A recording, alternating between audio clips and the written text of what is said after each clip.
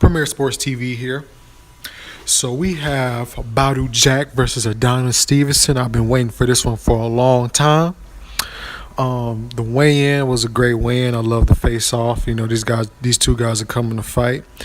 A couple points of order that I want to go over is the weights. Badou Jack weighed in at 175 even. You know, it looks big, looks strong, looks in shape. Looked up like he bulked up to get some more power and more weight to him. Got a little bit more muscle on him. But the most interesting thing to me was Adonis Stevenson. He weighed in at 173. Now, I don't know if that means Adonis Stevenson is, in shape, or he may have drained himself to, go 12 rounds. Now, it's different. Like, yeah, you could weigh in at 173 and be in shape. But at the same time, is that 173, the only way you really could be ready for a 12 round fight is going 12 rounds. Yeah, you could be 173 and all you have to do is be 175.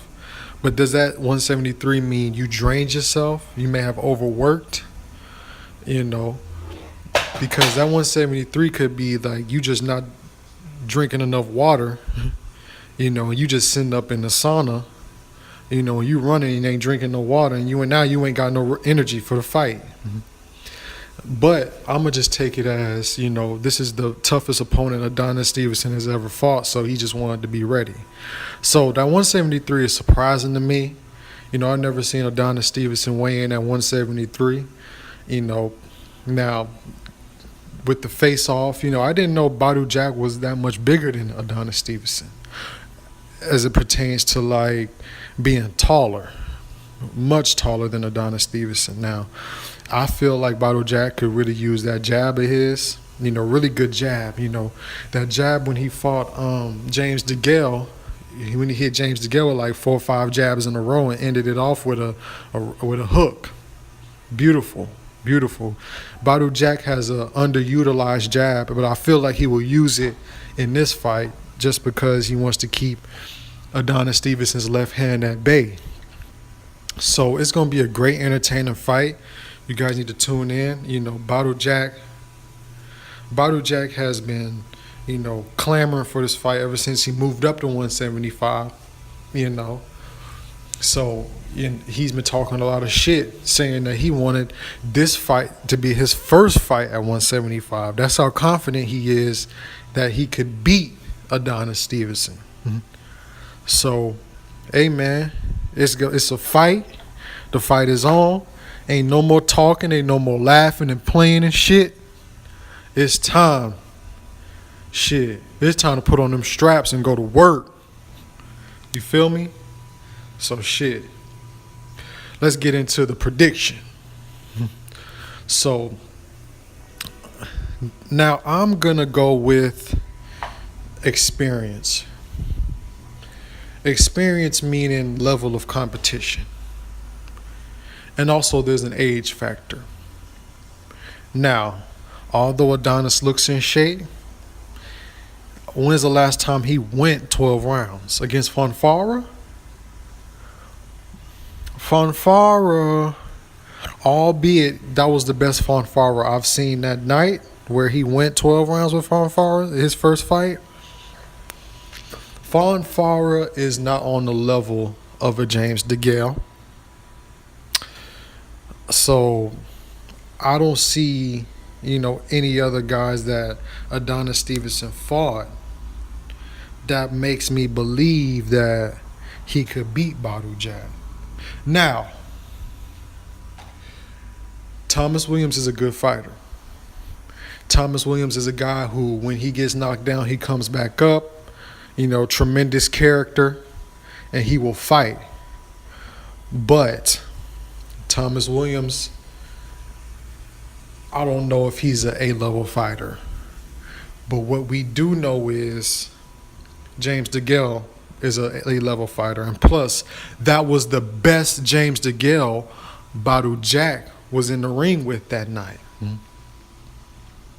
So the experience factor, he went in a tough 12-round fight with James DeGale. It was a nominee for Fight of the Year.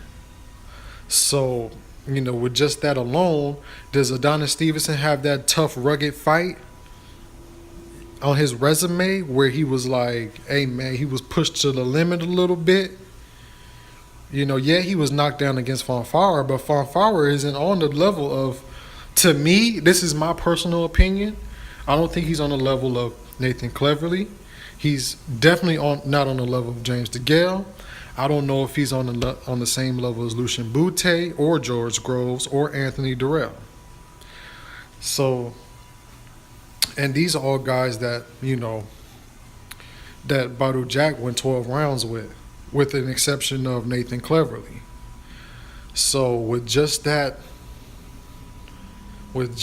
being said, I feel like,